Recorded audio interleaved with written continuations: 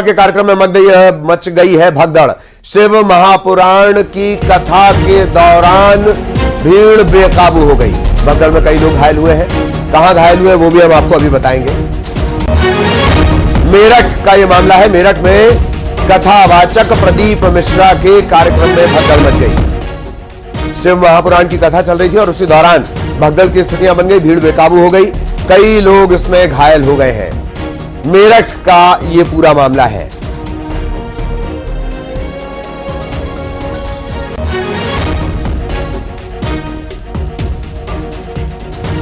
कथावाचक प्रदीप मिश्रा के कार्यक्रम में भगदड़। शिव महापुराण की कथा के दौरान भीड़ अचानक बेकाबू हुई और भगदड़ शुरू हो गई। तस्वीरें भी कुछ देर बाद हम आपको दिखाएंगे। ये तस्वीरें आप देख रहे हैं। मेरठ में प्रदीप मिश्रा शिव महापुराण का आयोजन किया गया था कथावाचक प्रदीप मिश्रा के द्वारा, उनकी टीम ने, और उसी दौरान भीड़ बेकाबू हो गई। भगदड़ जैसे हालात मच गए। कई लोगों के घायल होने की खबर है।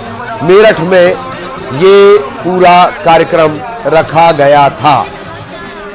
कथावाचक प्रदीप मिश्रा के कार्यक्रम में भगदड़। न्यूज़ 18 मध्य प्रदेश छत्तीसगढ़ पर एक्सक्लूसिव तस्वीरें देख रहे हैं आप। और ऐसा नहीं है कि ऐसा पहली बार हुआ है। कुछ दिनों पहले वो इस वजह से सुर्खियों में आए क्योंकि महादेव सट्टा ऐप के प्रमोटर्स के साथ जो मोस्ट वांटेड है उनके साथ एक आयोजन में उनकी तस्वीरें आई। इससे पहले अलग अलग आयोजन में, चाहे महाराष्ट्र के कई आयोजन हो, खुद जहां पर यह धाम है कुबेरेश्वर धाम सीहोर, वहां पर भगदड़ मच चुकी है।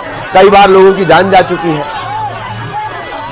बावजूद इसके जो लूपहोल्स हैं वो सुधारे नहीं जा रहे। अब मेरठ में कथावाचक प्रदीप मिश्रा के कार्यक्रम में भगदड़ मच गई। भीड़ बेकाबू हुई और देखते ही देखते ये भीड़ भगदड़ में तब्दील हो गई। कई लोगों के घायल होने की खबर है। शिव महापुराण की कथा का आयोजन रखा गया था मेरठ में और उसी दौरान भंडारा और सोने की व्यवस्था यहाँ पर चलती रहती है। लेकिन आज चूंकि लगभग अंतिम दिन है इस कथा का, कल इसका समापन कर दिया जाएगा, तो इसको लेकर जो अनुमानित भीड़ का जो आंकड़ा था वो टूट गया और भीड़ उतनी भी ज्यादा पहुंच गई। आप देख सकते हैं कि वहां पर अव्यवस्था हो रही है। पुलिस संभाल नहीं पा रही है। जिस तरह से भीड़ वहां मौके पर मौजूद है, झगड़ा कर रही है, मंडप के अंदर जाने के लिए लड़ रही है और धक्का मुक्की करते हुए अंदर जाने की कोशिश कर रही है। तो निखिल जानकारी दे रहे हैं। आज कथा का छठा और आखिरी दिन था। दोपहर 1 बजे कथा शुरू हुई थी। 1 बजे कथा शुरू होनी थी। जल्दबाजी कर रहे थे लोग। बाउंसर के जरिए एंट्री दी जा रही थी। हालात तभी बिगड़ने शुरू हुए बाउंसर के जरिए एंट्री पर। शताब्दी नगर, मेरठ के शताब्दी नगर में पूरा आयोजन चल रहा है। तकरीबन 1.5 लाख लोग आ रहे हैं। आज आखिरी दिन था और आज भी तकरीबन 1 लाख लोग यहां पहुंचे हुए थे और इसी दौरान ये स्थितियां बन गई। मौके पर तैनाती कितनी है वो जान लीजिए, उसके बाद और ज्यादा हैरत होगी। 1000 पुलिसकर्मी है। ड्रोन के जरिए निगरानी हो रही है। पूरा आयोजन केदारेश्वर सेवा समिति मेरठ की तरफ से है। 15 से 21 दिसंबर तक शताब्दी नगर में आयोजन तय किया गया था। पंडित प्रदीप मिश्रा का वक्त 1 से 4 बजे तक का था। उन्हें फिलहाल अस्पताल भेज दिया गया है। मौके पर हेल्थ डिपार्टमेंट से कई टीमें भी लगाई गई थी ताकि ऐसी किसी सिचुएशन पर काबू पाया जा सके। फायर ब्रिगेड की टीम लगी है। इसके अलावा जो पुलिस बल है वो प्रॉपर तैनात भी किया गया है। लेकिन आज मेरठ में कई वीआईपी मूवमेंट्स भी हैं। बिल्कुल। तो निखिल जानकारी भी दे रहे हैं कि किस तरह की स्थितियां वहां पर थी। कई वीवीआईपी का मूवमेंट भी वहां होना था। निखिल की नजर लगातार बनी हुई है। कुछ साथ में जानकारियां हम भी आपको दे रहे हैं। जुलाई में हाथरस का याद आ जाता। जुलाई में हाथरस में एक भगदड़ हुई थी, उसकी भी याद दिला दें आपको। 2 जुलाई को हाथरस के सिकंदरा मऊ में भोले बाबा का सत्संग था। 123 लोगों की जान चली गई। बाद में कुछ लोग गिरफ्तार किए गए। बाबा गिरफ्तार हुए कि नहीं ये किसी ने जानकारी दी नहीं। अब इस भगदड़ में भी कई लोगों के घायल होने की बात सामने आ रही है। लेकिन शिव महापुराण की कथावाचक प्रदीप मिश्रा वो लगातार सही और गलत वजहों से बार बार सुर्खियों में रहे हैं। इस बार फिर उत्तर प्रदेश के मेरठ में कथा का आयोजन, और कथा के आयोजन के दौरान तकरीबन 1 लाख की भीड़ जुट गई। 1 लाख की भीड़ जब जुटी तो बाउंसर रोक रोक कर एंट्री दे रहे थे, पर लोगों को जल्दी सुनना था। शिव महापुराण उन्हें जल्दी सुनना था। इसी जल्दबाजी में भीड़ भगदड़ में तब्दील हो गई। कई लोग इसमें घायल हुए हैं। भीड़ बेकाबू हुई और भगदड़ में तब्दील हो गई। ड्रोन के जरिए बाकायदा निगरानी की व्यवस्था की गई थी। 1000 से ज्यादा का यहां पर जवानों का बल तैनात किया गया था। 7 पार्किंग बनाई गई है। 1 मिनी अस्पताल है। स्वच्छ जल, भोजन, इस तरह की सुविधाएं हैं। बावजूद इसके लोगों को 1 बजे से ही कथा सुननी थी। 1 बजे तक यहां तकरीबन 1 लाख की भीड़ इकट्ठा हो गई थी। और रोजाना का जो अनुमान है, चूंकि आयोजन 15 तारीख से शुरू है, 15 दिसंबर से 21 दिसंबर तक, 15 से 21 दिसंबर तक यह आयोजन होना है। प्रदीप मिश्रा 1 से 4 बजे तक कथा सुनाते हैं और जल्दी सुनना था सबको। इसी वजह से, इसी जल्दबाजी में, इसी हड़बड़ी में गड़बड़ी हो गई और भगदड़ मच गई।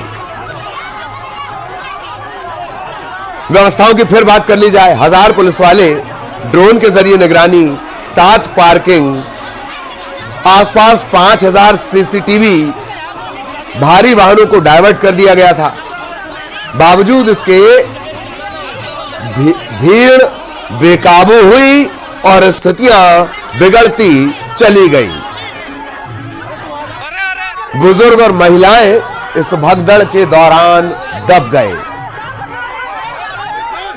कई लोग इसमें घायल भी हुए हैं। इससे पहले राधा रानी को लेकर दिए गए बयान को लेकर वो लगातार निशाने पर रहे।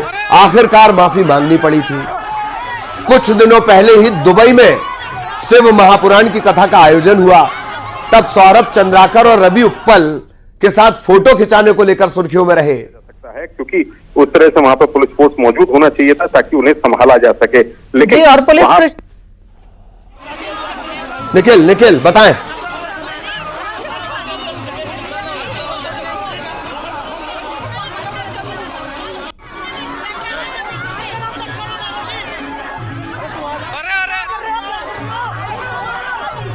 महिलाओं की ज्यादा संख्या इस आयोजन में होती है। यह तय है कि श्रेय इस बात का दिया जाता है उन्हें। वहां पर अंदर घुसने के लिए लोग जद्दोजहद कर रहे हैं और ऐसे में महिला पुलिस कर्मियों को आगे लगाकर, तो हो सकता है ये पुलिस का अपना निर्णय है कि जो एंट्री पॉइंट है वहां पर हो सकता है कि उन्होंने मजबूत बल को वहां पर प्रेफरेंस किया हो कि वहां पर पुरुष बल लगाया हो ताकि जो झगड़ा करने वाले लोग हैं उन्हें रोका जा सके, वहां थामा जा सके। क्योंकि महिलाओं की एंट्री ज्यादा होती है तो लिहाजा बिल्कुल जरूरी है कि महिला पुलिसकर्मी भी तैनात किए जाने चाहिए, लेकिन उनकी व्यवस्था अलग अलग है। कुछ को अंदर जगह दी गई है, कुछ को और बाहर जगह दी गई है। लेकिन जो तस्वीरें दिख रही है उसमें साफ तौर पर देखा जा सकता है कि महिला पुलिसकर्मी नहीं है वहां पर मौके पर महिलाओं को संभालने के लिए, उन्हें समझाने के लिए, उन्हें उनकी जगह पर बैठाने के लिए। तो ये एक अव्यवस्था का पार्ट है जिसके लिए पुलिस अब मंथन कर रही है। लेकिन जिन महिलाओं को बिल्कुल निखिल, और लगातार निखिल की नजर बनी हुई है मेरठ से। ये जानकारी, बड़ी जानकारी हम आप तक पहुंचा रहे हैं।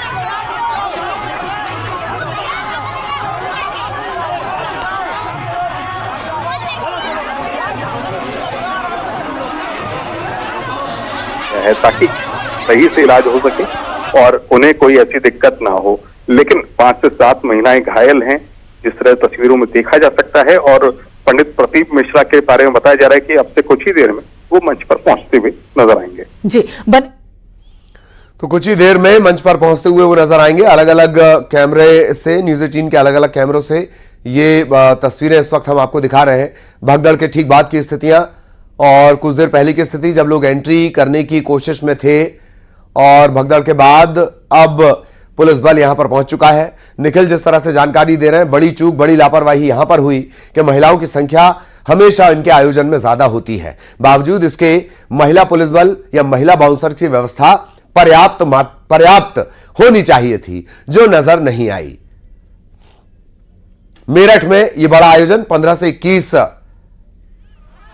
दिसंबर तक यह आयोजन रखा गया था। छठा और आखिरी दिन आज था और आज ही हो गई भगदड़। अलग अलग कैमरों से, न्यूज़ 18 के अलग अलग कैमरों से ये तस्वीर इस वक्त हम आपको दिखा रहे हैं। आज छठा दिन है, कल आयोजन का आखिरी दिन होना था। तकरीबन 2 लाख लोगों के होने का दावा किया जा रहा है और उसी दौरान ये स्थितियां बिगड़ती चली गई।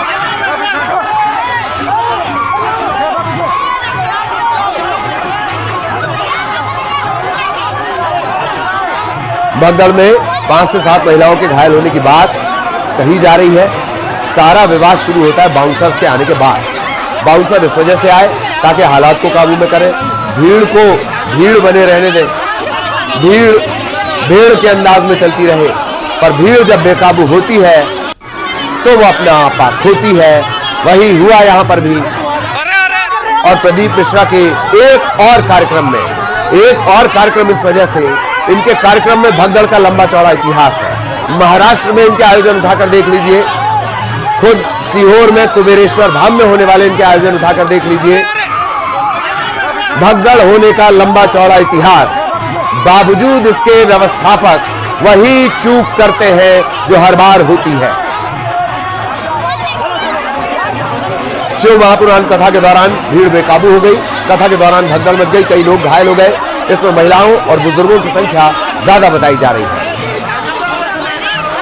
शिव महापुराण को, शिव पूजा को घर घर लोकप्रिय बनाने का श्रेय निश्चित तौर पर पंडित प्रदीप मिश्रा को जाता है, पर किसी अच्छे श्रेय के चलते गलत व्यवस्थाओं का इल्जाम किसके सिर पर होगा यह भी तय होना चाहिए। भगदड़ में कई लोग घायल हो गए। यह भगदड़ हाथरस में हुई भगदड़ की भी याद दिलाती है। वहां भी एक भोले बाबा कार्यक्रम कर रहे थे, 100 से ज्यादा लोगों की वहां जान चली गई। वहां भी यही हुआ, बद इंतजामी, अव्यवस्थाएं, और सिर्फ अव्यवस्थाएं नहीं, इनमें कुशब्द जोड़ना चाहिए। जैसा मैंने बताया कि कथा सामान्य रूप से चल रही है और जो कार्यक्रम है वो सामान्य रूप से चलेगा वहां पर। जी विपिन जी, एसएसपी मेरठ अभी चर्चा कर रहे हैं, विपिन ताड़ा, उन्हें सुनते हैं।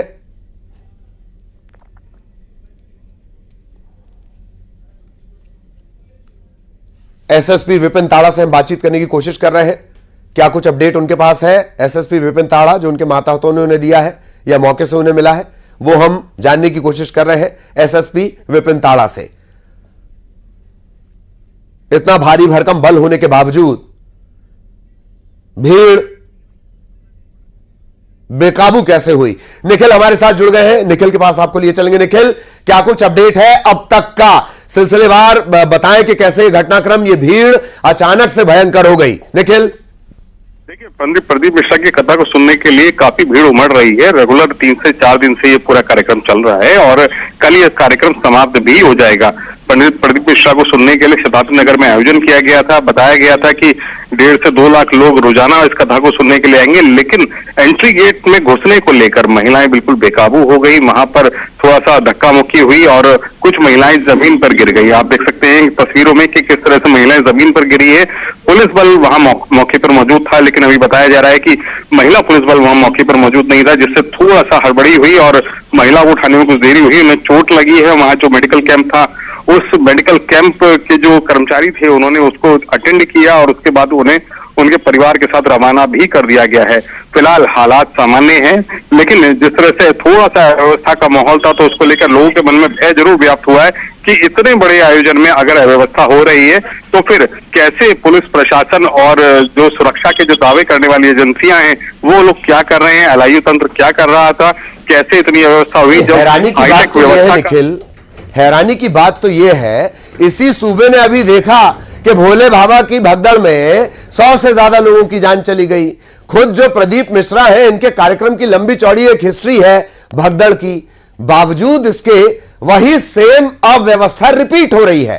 निखिल, देखिए, अव्यवस्था बिल्कुल रिपीट हुई और उसके बाद वहां पर अभी की स्थितियां जो हैं वो सामान्य हैं, लेकिन जिस तरह से अव्यवस्था हुई उसको देखकर कहा जा सकता है कि जो हाईटेक व्यवस्था का जो दावा किया गया था, जो चाक चौबंद सुरक्षा के दावे किए गए थे, वो कहाँ हवाई हो गए, क्योंकि एंट्री गेट पर ही इतनी ज्यादा अव्यवस्था हुई, वहीं पर महिलाएं दबने के लिए तैयार हो गई, उनको चोटें लग गई। तो उसका जवाब पुलिस प्रशासन को देना होगा, आयोजकों को देना होगा कि वो क्या उनकी व्यवस्था थी, कैसे ये ऐसा हादसा हुआ। और अगर ये हादसा विकराल रूप ले लेता तो कहीं भोले बाबा या फिर और जैसे जो तमाम एपिसोड हुए हैं उत्तर प्रदेश में या देश भर में, कहीं ना कहीं उनकी आशंका यहाँ पर नजर आती है। फिलहाल इस पूरे मामले पे जांच चल रही है, कैमरों से देखा जा रहा है कि किन लोगों ने अव्यवस्था को अंजाम दिया और कौन इसके लिए जिम्मेदार है। निखिल, एक बात और भी है, मोटा मोटी जो जानकारी लग रही है, 1000 से ज्यादा का बल यहां पर मौजूद था, हजारों की संख्या में, तकरीबन 5000 मेरा ख्याल है सीसीटीवी लगाए गए थे, ड्रोन के जरिए नजर रखी जा रही थी, फिर भी इस तरह की चूक की गुंजाइश बन कैसे गई? क्या सिर्फ यही कि बाउंसर रोक रहे थे, एंट्री गेट पर रोका जा रहा था और महिलाओं को अंदर घुसने की जल्दबाजी थी? क्या यही वजह है या और कुछ भी एंगल हो सकता है? देखिए, अभी जो प्राइमा फेसी नजर आ रहा है वो केवल यही वजह है कि बाउंसर, पुलिसकर्मी वहां पर पासेस चेक कर रहे थे और वहीं उसी एंट्री गेट पर अंदर जाने के लिए महिलाएं आक्रोशित हुई और वहीं वो गिर गई हैं। आप देख सकते हैं तस्वीरों में कि किस तरह से महिलाएं सड़क पर गिरी हुई या पंडाल के करीब गिरी हुई, एंट्री गेट पर गिरी हुई नजर आ रही हैं और लोग हंगामा कर रहे हैं अंदर जाने को लेकर। तो यानी कहीं ना कहीं अव्यवस्था थी, उस अव्यवस्था को लेकर अब मंथन चल रहा है कि अव्यवस्था क्यों हुई, कैसे हुई और जो एक अनुमानित भीड़ थी, क्या उससे ज्यादा भीड़ मौके पर आ गई तब जाकर यह अव्यवस्था हुई है या पुलिस बल में कुछ कमी थी? तो तमाम जो पॉइंट्स है उस पर मंथन भी यहाँ पर चल रहा है। बिल्कुल। एक और महत्वपूर्ण बात अगर निखिल अभी की अपडेट की कर ली जाए तो जानकारी ये मिल रही है कि जो प्रदीप मिश्रा है वो संभवतः पहुंच गए मंच पर, या क्या कुछ अपडेट है इस कथा को लेकर या इस कार्यक्रम को लेकर या हालिया जो स्थिति है वहां पर उससे लेकर? व्यवस्था पर काबू पा लिया गया है, लोग वहां बैठा लिए गए हैं, शांत कर लिए गए हैं और वहां पर प्रदीप मिश्रा पहुंच गए हैं क्योंकि 1:30 बजे से कथा का शुरुआत होनी थी, अब करीब 2 बजे का वक्त है। तो कथा को शुरू लगभग किया जा रहा है, कुछ डिले जरूर है कथा, लेकिन आज कथा को शुरू किया जाएगा और उसी तरीके से जैसे रोजाना चल रही है उसी तरीके से पूरा भी किया जाएगा। चलिए निखिल, जो दर्शक अभी अभी जुड़े हैं सरसरी तौर पर एक बार शॉर्ट तरीके से हम उनको बता देते हैं कि क्या कुछ यहां पर हुआ है। आपका बहुत बहुत धन्यवाद ये अपडेट, ये खबर हमारे दर्शकों तक पहुंचाने के लिए। निखिल की नजर लगातार बनी हुई है, आगे भी निखिल के जरिए अपडेट हम अपने दर्शकों तक पहुंचाते रहेंगे।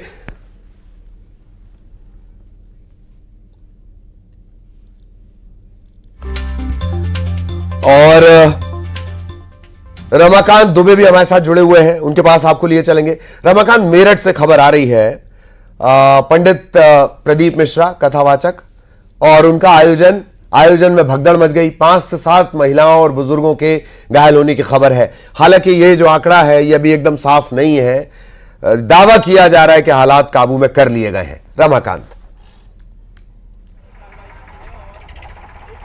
जी ललित, मेरठ में ये परतापुर बाईपास पर जो है इनकी कथा चल रही थी पंडित प्रदीप मिश्रा की, जहां जो है 1:30 बजे से कथा की शुरुआत होनी थी, उससे पहले ही काफ़ी भीड़ इकट्ठी हो गई थी और बाउंसर उसे रोकने की कोशिश कर रहे थे। इस दौरान वहां भगदड़ मच गई और जिसमें कुछ महिलाओं को चोटें आई हैं, हल्की चोटें हैं, हालांकि कुछ लोग घायल भी हुए हैं, लेकिन बहुत ज़्यादा स्थिति गंभीर नहीं है।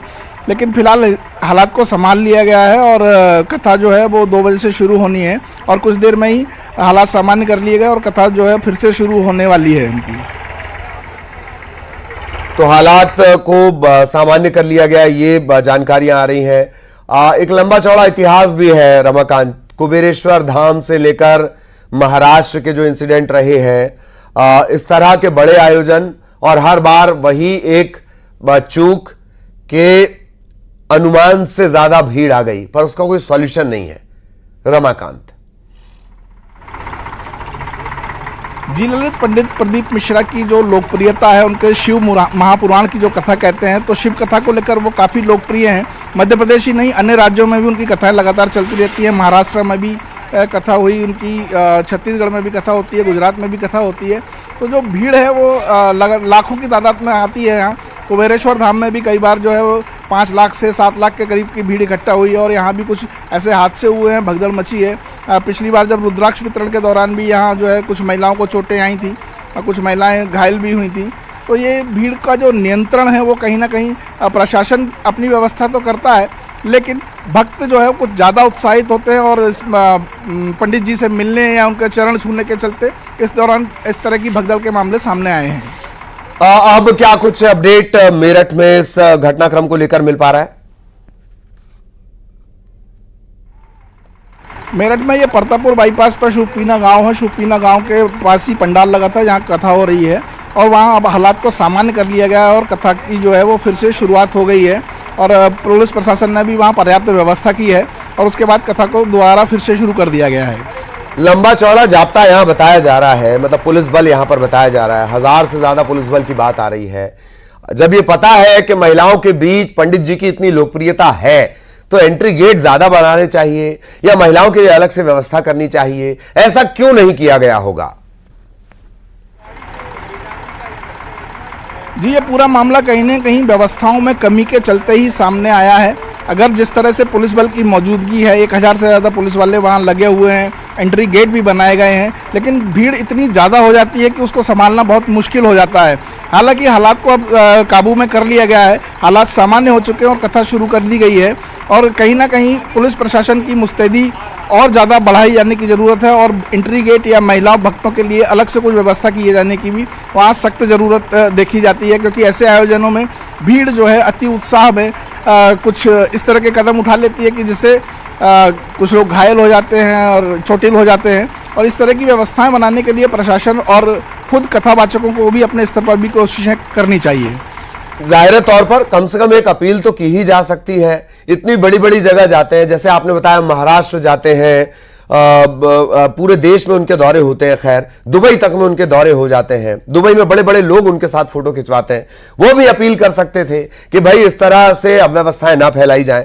आज जबकि महिलाओं की लोकप्रियता का मैंने जिक्र किया, शुरुआत में यही बात निकलकर सामने आई कि जो पुरुष पुलिसकर्मी थे या जो बाउंसर थे वो महिलाओं को रोक रहे थे। इसी वजह से नाराजगी, भक्ति नाराजगी में बदली और नाराजगी आक्रोश में बदला, आक्रोश भगदड़ में बदल गई। रमाकांत जी ललित, ये कहीं ना कहीं जो है वो भक्तों का उत्साह और उन्हें रोके जाने के चलते जो भगदड़ जैसी स्थिति बन गई, वो कहीं ना कहीं यही कहा जा सकता है कि इसमें व्यवस्थापकों की तरफ से कुछ ना कुछ चूक रह गई है। जिस तरह से पंडित जी से मिलने या उनके चरण स्पर्श करने के लिए महिला भक्तों ने जो है वो कोशिश करी और उनको लगातार रोका जा रहा था, उसके बाद उनकी जो भक्ति थी वो वाकई में आक्रोश में बदल गई और ये आक्रोश एक दुर्घटना के रूप में सामने आया, जिसमें कुछ महिलाओं को चोटें भी आई हैं, कुछ लोग घायल भी हुए हैं। हालांकि अभी कथा को दोबारा शुरू कर लिया गया है और घायलों को जो है वो पासी के हॉस्पिटल में भेजा गया है। कोई गंभीर स्थिति किसी की भी नहीं है, हल्की चोटें हैं और उसके बाद जो है कथा का कार्यक्रम फिर से शुरू कर दिया गया है। नहीं, ये बात अच्छी है कि कथा का कार्यक्रम शुरू कर दिया गया, लेकिन मध्य प्रदेश से लेकर उत्तर प्रदेश तक भोले बाबा याद आ जाते हैं। 100 से ज्यादा लोग मर गए, कहीं कोई जवाबदेही नहीं। कहीं तो जवाबदेही तय होनी चाहिए। रतनगढ़ से लेकर सीहोर वाले कुबेरेश्वर धाम से लेकर भोले बाबा तक और भोले बाबा से लेकर मेरठ तक लंबा चौड़ा इतिहास है इन भगदड़ का, पर जिम्मेदार और जवाबदेही तय नहीं होती। रमाकांत जी ललित, आप बिल्कुल ठीक कह रहे हैं कि इतने बड़े बड़े आयोजनों के पीछे कोई ना कोई जवाबदेही जरूर तय होनी चाहिए। पुलिस प्रशासन का सहयोग तो इन कथावाचकों को मिलता ही है, प्रशासन अपनी व्यवस्थाएं भी करता है, लेकिन कहीं ना कहीं एक कथावाचकों की भी जिम्मेदारी बनती है कि वो अपने भक्तों से अपील करें कि भाई यहाँ सीमित संख्या में आएँ। कथा आप टेलीविज़न चैनलों के माध्यम से भी सुन सकते हैं, मोबाइल पर यूट्यूब पर लिंक डाल के अपने जो है भक्तों को कथा सुनाई जा सकती है, लेकिन एक स्थान विशेष पर जिस तरह से कथा करते हैं और जिस तरह से भारी भीड़ जमा होती है, कहीं ना कहीं भक्तों के साथ कथावाचकों को भी ये अपील करने की ज़रूरत है और उनको ये जवाबदेही लेने की ज़रूरत है कि इस तरह की घटनाएं ना हो। इनसे बचने के लिए आप सीमित संख्या में कथा सुनने आएँ या दूसरे माध्यमों के जरिए आप कथा को श्रवण करें और अपने घरों पर ही रहें, क्योंकि यहाँ भारी भीड़ होने से भगदड़ की स्थितियाँ बन जाती हैं। बहुत धन्यवाद आपका जानकारी के लिए, और तमाम जो जानकारियां थी, ना सिर्फ जानकारियां बल्कि रमाकांत डिकोड भी कर रहे थे कि कैसे ये पूरा हादसा हुआ है और विश्लेषण भी कर रहे थे कि पुराने जो हादसे हैं वो किस तरह के हुए हैं। रमाकांत का बहुत धन्यवाद। और इन सब के बीच ये अलग अलग तस्वीरें भी, अब ये कहा जा रहा है कि हालात सामान्य हो गए। सवाल ये नहीं कि हालात अब सामान्य हो गए, सवाल यह है कि जहां 1.5 लाख की भीड़ है, 1 लाख की भीड़ है, 2 लाख भक्त पहुंच रहे हैं, वहां स्थितियां असामान्य हो कैसे जाती हैं। फिर दोहरा दें, रतनगढ़ से लेकर और मेरठ की इस कथा तक कई सारे आयोजन हुए।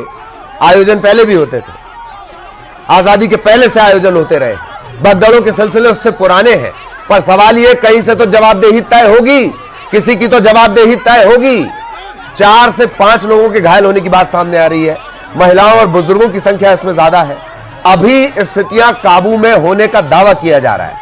पुलिस हमेशा सबसे पहले यही दावा करती है कि स्थितियां उसके काबू में है। भोले बाबा की भगदड़ में भी इन्होंने कहा स्थितियां काबू में है, हालात तो उसके बाद तक बुरे बनते रहे।